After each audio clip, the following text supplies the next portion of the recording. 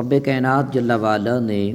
ارشاد فرمایا وَإِذْ أَخَذْنَا مِيثَاقَ بَنِي إِسْرَائِيلَ لَا تَعْبُدُونَ إِلَّا اللَّهَ، اور جب ہم نے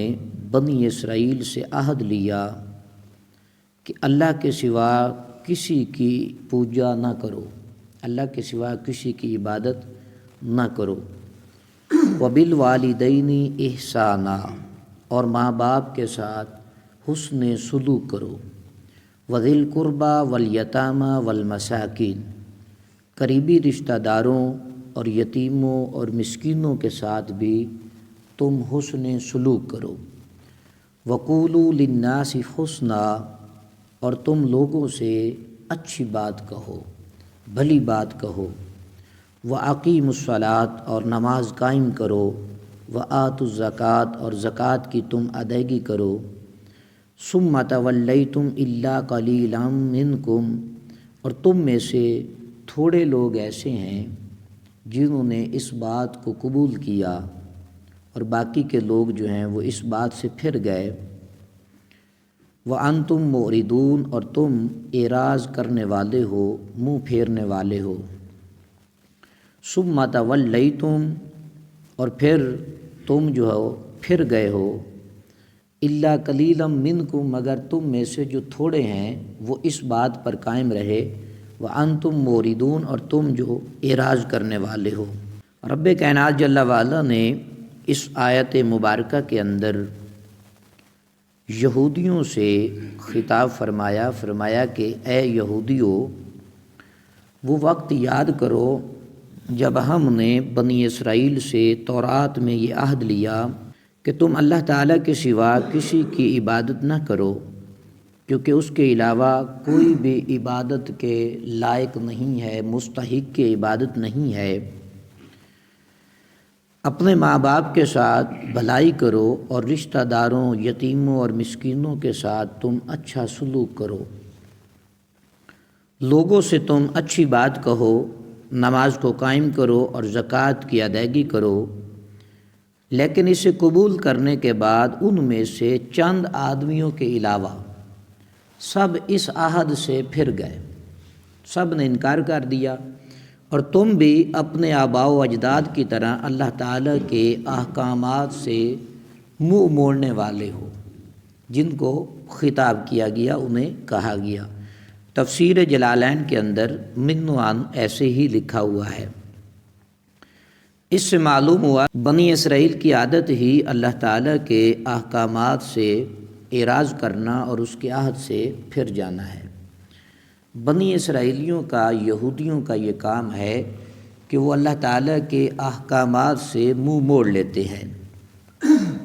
رب کائنات جل وعلا نے ارشاد فرمایا وَبِالْوَالِدَيْنِ إِحْسَانًا،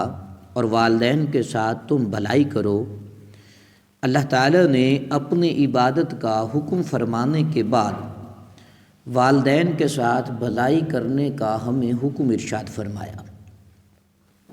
اس سے یہ بھی معلوم ہوتا ہے کہ والدین کی خدمت بہت ضروری ہے۔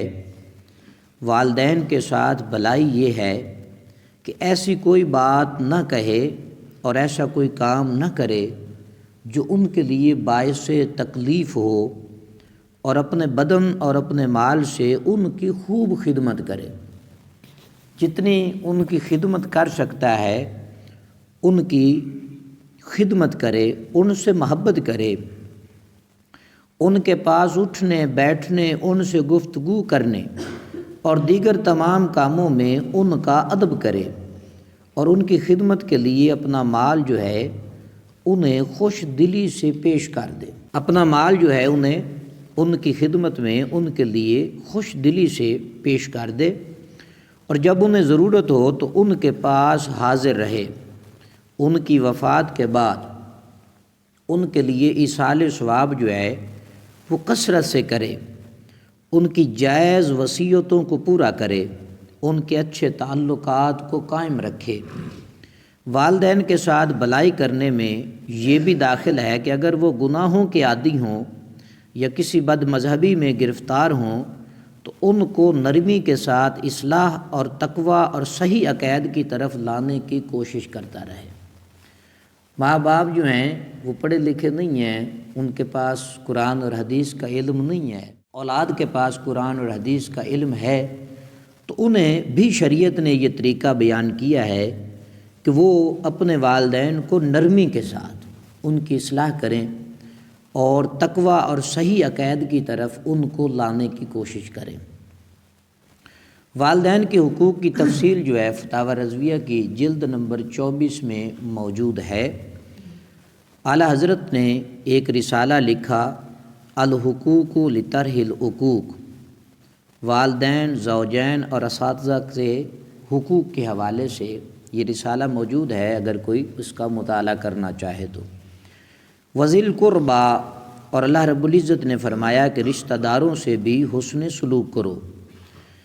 حقوق العباد میں سب سے مقدم ماں باپ کا حق ہے،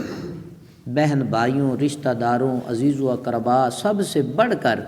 حقوق العباد میں اگر کسی کا حق ہے تو وہ والدین کا ہے، اور ماں باپ کے حقوق کو اللہ نے قرآن میں بھی مقدم فرمایا۔ اور پھر اس کے بعد ہیں دوسرے رشتہ دار، پھر ان کے بعد جو اور غیر رشتہ دار ہیں،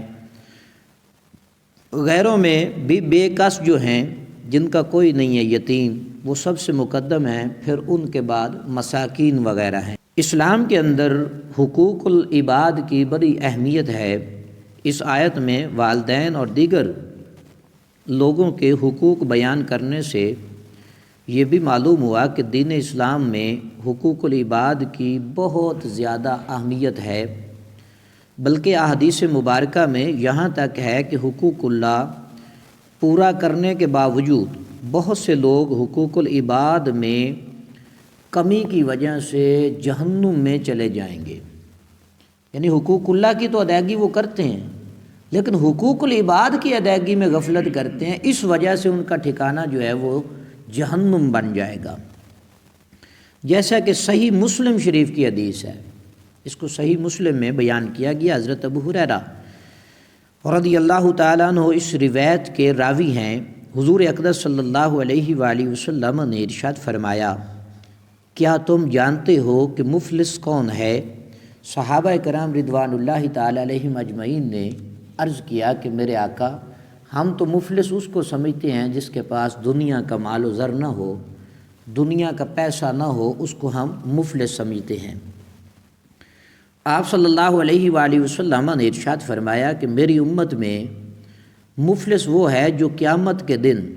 نماز، روزہ اور زکوٰۃ وغیرہ اعمال جو ہے وہ لے کر آئے،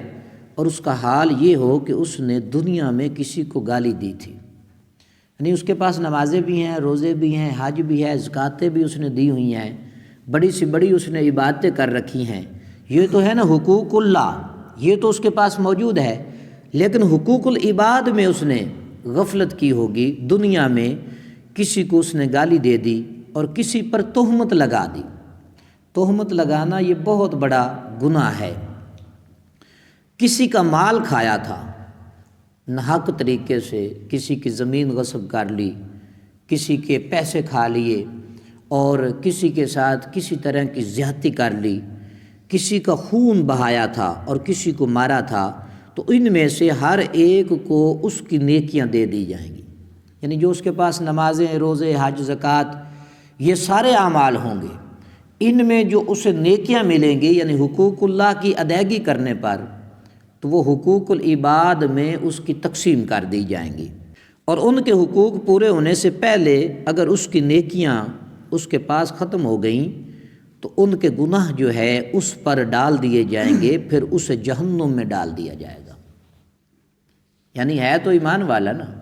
نمازیں بھی پڑھتا ہے، سارے کام کرتا ہے، لیکن حقوق العباد میں غفلت کرتا ہے۔ اس کی تفصیل میں نے بیان کر دی کہ اس میں غفلت کرتا ہے، تو اب کل قیامت والے دن حقوق اللہ والی جو نیکیاں ہوں گی وہ حقوق العباد میں تقسیم کر دی جائیں گی۔ اگر نیکیاں ختم ہو گئیں، اس بندے کے کھاتے میں اس دوسرے شخص کے گناہ جو ہیں ڈال دیے جائیں گے، اب اس کے پاس کچھ بھی نہیں ہوگا۔ تو فرمایا میری امت میں مفلس وہ ہوگا جو ایسا بندہ ہوگا جس نے گناہ کیے ہوں گے۔ وَقُولُوا لِلنَّاسِ حُسْنًا، اور لوگوں سے اچھی بات کہو۔ اچھی بات سے مراد نیکی کی دعوت اور برائیوں سے روکنا ہے۔ نیکی کی دعوت میں اس کے تمام طریقے جو ہیں وہ داخل ہیں، جیسے بیان کرنا، درس دینا، واعظ و نصیحت کرنا۔ اچھی بات کہنے میں اللہ تعالیٰ کی عظمت، حضور پر نور صلی اللہ علیہ وآلہ وسلم کی شان، اولیاء رحمۃ اللہ تعالیٰ علیہم اجمعین کے مقام اور مرتبہ کا بیان اور نیکیوں اور برائیوں کے متعلق سمجھانا، یہ سب چیزیں اس میں شامل ہیں۔ جس کے پاس جتنا علم ہے وہ اپنے مسلمان بھائی کو اس کے مطابق جو ہے وہ نصیحت کرے، دین کی باتیں جو ہے سن کر سمجھ کر ان کو سمجھانے کی کوشش کرے۔ الا قلیلا منکم، مگر تم میں سے تھوڑے جو ہیں وہ اس عہد پر قائم رہے۔ بنی اسرائیل کی اکثریت اللہ تعالیٰ سے عہد و پیمان کرنے کے بعد اپنے عہد سے پھر گئی اور گناہوں کے راستے پر چل پڑی۔ البتہ کچھ لوگ صحیح راستے پر ثابت قدم رہے، اور اسی گروہ والے ہمارے حضور صلی اللہ علیہ وآلہ وسلم کا زمانہ پا کر وہ دائرہ اسلام میں بھی داخل ہوئے۔ بنی اسرائیل کی بدعہدی کو سامنے رکھ کر مسلمان بھی اپنی حالت پر غور و فکر کریں۔ اس آیت میں بنی اسرائیل کی جو حالت بیان کی گئی ہے، افسوس کہ فی زمانہ مسلمانوں کی حالت بھی اس سے کچھ مختلف نہیں ہے۔ کاش کہ ہم بھی غور کریں کہ مسلمان ہونے کی حیثیت سے کلمہ پڑھ کر ہم نے نماز، روزہ، زکوٰۃ، حج، اطاعت الہی اور اطاعت رسول صلی اللہ علیہ وآلہ وسلم، حقوق اللہ اور حقوق العباد کی ادائیگی کی پابندی کا جو عہد اللہ تعالیٰ کے ساتھ کیا ہوا ہے وہ بھی ہم پورا کریں، حقوق اللہ کی بھی ادائیگی کریں اور حقوق العباد کی بھی ہم ادائیگی کریں۔ اللہ تعالیٰ ہم سب کو قرآن اور حدیث کا فہم عطا فرمائے۔ وآخر دعوانا الحمد للہ رب العالمین۔